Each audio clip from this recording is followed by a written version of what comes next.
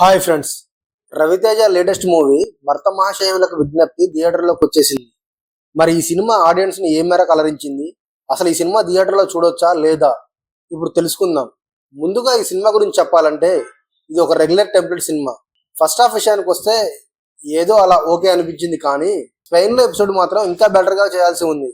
కథ అంతా చాలా హడావుడిగా సాగుతున్నట్టు అనిపిస్తుంది. కామెడీ విషయానికి వస్తే రచయిత సహజమైన కామెడీ కాకుండా సోషల్ మీడియాలో వచ్చే మీమ్స్ రిఫరెన్స్ ఎక్కువగా తీసుకున్నట్టు అనిపించింది. అయితే సినిమా అసలైన బలం సెకండ్ హాఫ్ అని చెప్పుకోవాలి.